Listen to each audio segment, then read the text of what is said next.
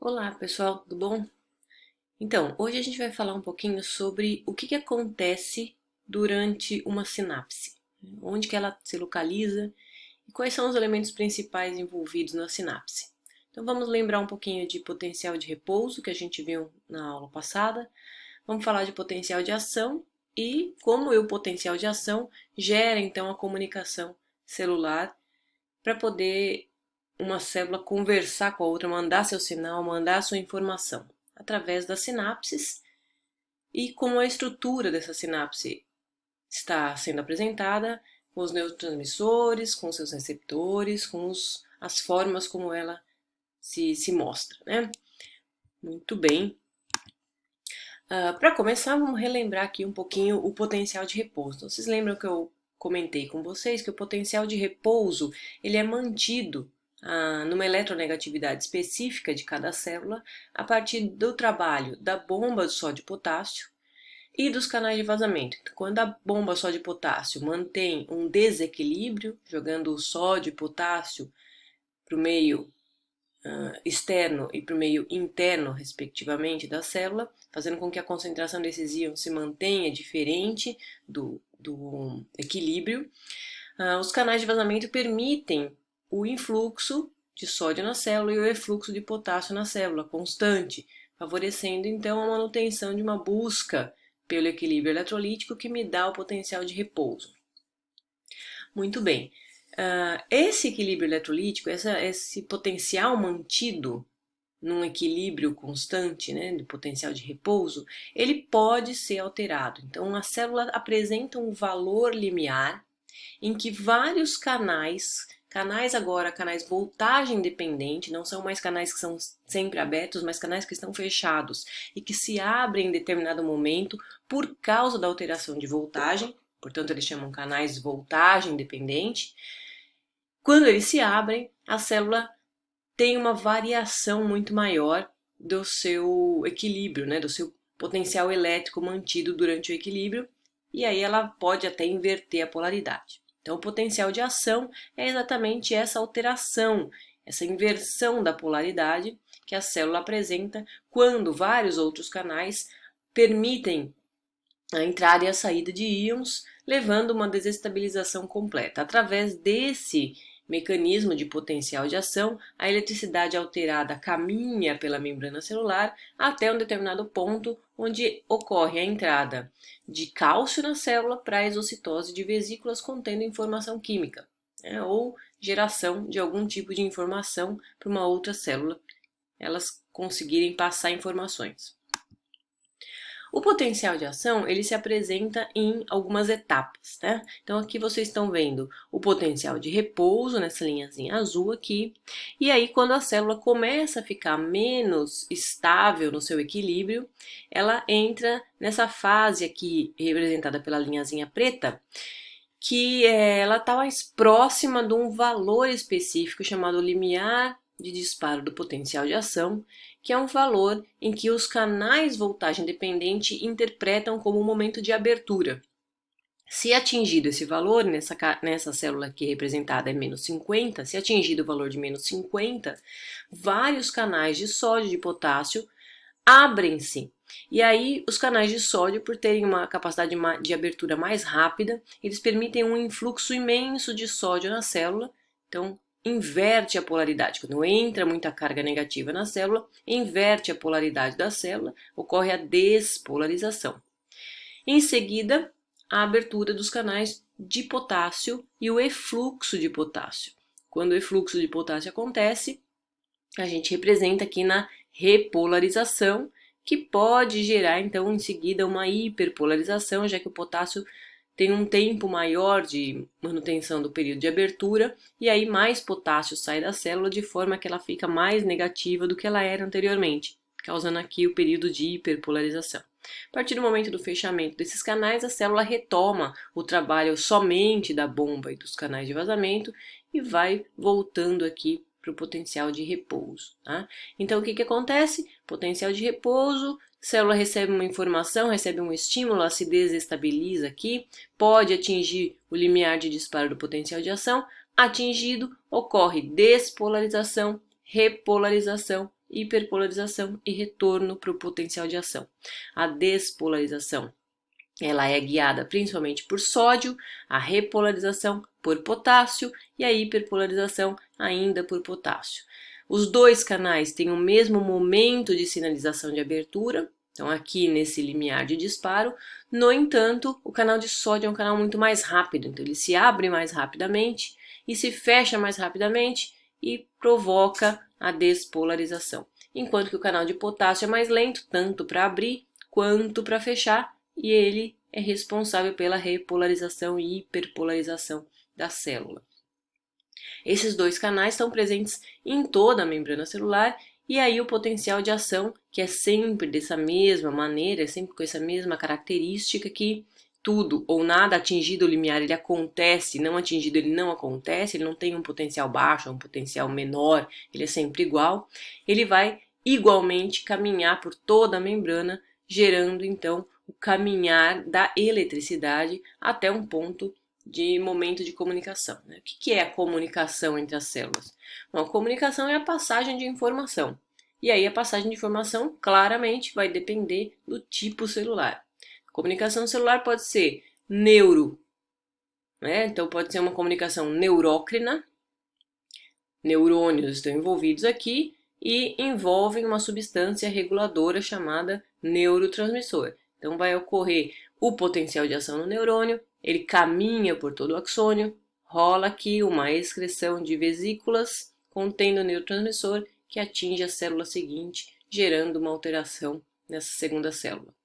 A comunicação também pode ser endócrina. Agora, quando a gente fala de comunicação endócrina, envolve aqui uma glândula, uma célula endócrina que vai jogar o seu conteúdo via corrente sanguínea. Então, toda vez que envolve o sistema circulatório, a gente está falando de comunicação endócrina. E aí vai atingir regiões bem mais distantes do corpo, né? Não é como a neurócrina, que é bem pertinho uma célula da outra. A comunicação parácrina é quando uma célula secretora ela comunica-se com uma célula que está bem próxima dela, então ela não usa corrente sanguínea, ela não é um neurônio, mas ela manda sinais para as células que estão muito próximas dela, somente através aqui do ambiente em que elas estão localizadas, né? Então ela joga aqui um conteúdo, uma molécula química para fora, e essa molécula atinge células vizinhas, levando essas a responderem àquele elemento. E a autócrina, comunicação autócrina, é quando a célula se comunica com ela mesma para avisar da própria secreção, para avisar de que tem que diminuir o seu próprio metabolismo, que já foi feita uma ação. Então a célula se comunica com ela mesma, neurônios fazem muito isso, ou ela se comunica com uma que está do lado dela, só que é do mesmo tipo. Então, quando ela é uma célula igual àquela que mandou o sinal, a gente também chama de comunicação autócrina. Então, essas são as formas de comunicação que levam à necessidade de potenciais de ação para que ocorra a liberação da informação, né? Toda vez que a gente está falando do neurônio especificamente, a gente tem que lembrar da configuração aqui geral de um neurônio, né? Claro que nem todos os neurônios são nesse formato aqui, mas geralmente a gente encontra essa configuração. Então eu tenho um corpo celular, essa rede toda aqui, ó, de dendritos em volta do corpo celular é onde começa a chegada do sinal, né? Então o sinal chega por essa região aqui, principalmente. Aqui é o cone de inserção, começa o potencial de ação nessa região do cone de inserção, o potencial caminha por todo o axônio, chegando no terminal axônico, e é no terminal axônico que rola a exocitose de vesículas contendo neurotransmissor, ok? No axônio eu tenho dois tipos de movimento, movimento que vai do soma para o terminal axônico e o movimento contrário, tá? Então tem transporte anterógrado e transporte retrógrado. Vesículas passam por aqui, levando seus conteúdos de um lado para o outro. Lá no terminal axônico, quando chega o sinal elétrico, representado aqui por essas bolinhas amarelas, né? Então o terminal recebe energia, chega a eletricidade, aparece aqui um outro tipo de canal, não só sódio e potássio voltagem dependente, mas aqui eu tenho também cálcio voltagem dependente. Quando os canais de cálcio e voltagem dependente são estimulados pela voltagem, eles abrem para um influxo de cálcio. A entrada de cálcio nessa região da célula faz com que as vesículas que estão aqui consigam se fundir com a membrana do terminal axônico. Essa fusão da membrana faz a exocitose do conteúdo. Então, o neurotransmissor cai aqui nessa região fora do neurônio, que a gente chama de fenda sináptica. É a região entre o terminal axônico e a célula que está posterior a ele. Então, a célula pré-sináptica, célula pós-sináptica e aqui a fenda sináptica. O neurotransmissor que cai nessa região vai se ligar em receptores específicos que tem na célula pós-sináptica, gerando então uma alteração do potencial posterior dessa célula. E aí então pode atingir novamente o limiar de disparo do potencial de ação e gerar uma nova sinapse. Parte desse neurotransmissor retorna para dentro aqui do terminal axônico. Então ele é recaptado, ele é quebrado e recaptado e ele vai fazer parte de novas vesículas que estão aqui esperando a chegada de um potencial de ação. Como eu disse anteriormente, os neurônios se apresentam em vários formatos, né? Então, uma diversidade de formas de neurônios, aqui mostrando para vocês alguns neurônios do tipo polar, a gente vê aqui bipolar, né? Dois lados, unipolar, pseudo-unipolar e os multipolares, que você vê uma ramificação muito maior, né? Então, uma árvore dendrítica enorme aqui nesses neurônios multipolares. Todos eles usam os dendritos ou soma para a chegada da informação e mandam sinais através de potenciais de ação. E é a partir dessa árvore toda e dessa comunicação que eles podem fazer com outras células que a gente consegue enxergar os circuitos neurais sendo formados, né? Então, os circuitos neurais eles podem ser mais simples, como nesse modelo A, ou mais complexo, como nesse modelo C. O que é um circuito?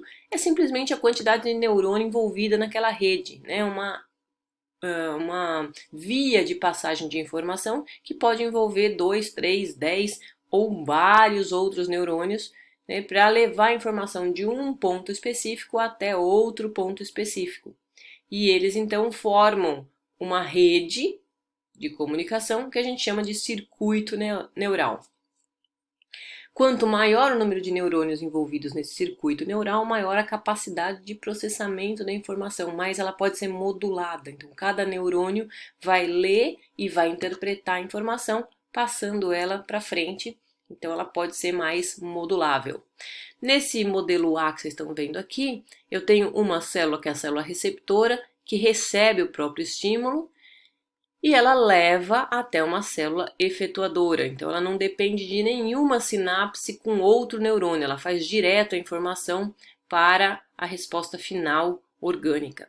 No modelo B, vocês já estão vendo aqui um neurônio sensorial que se comunica com o neurônio motor. Então, tem uma sinapse acontecendo aqui no sistema nervoso central, ela envolve uma célula receptora, passa o sinal para uma célula efetuadora e aqui está o músculo que vai contrair, nesse caso aqui do exemplo. Nesse modelo C, já tem o envolvimento de mais células. Então, eu tenho uma célula receptora, eu tenho um neurônio sensorial aferente, eu tenho um outro neurônio aqui, interneurônio, dentro do sistema nervoso central, e aí o neurônio motor levando a informação. Então, envolve mais células nesse circuito, portanto, a modulação é muito mais favorecida aqui. Cada neurônio vai interpretar e responder à sua maneira.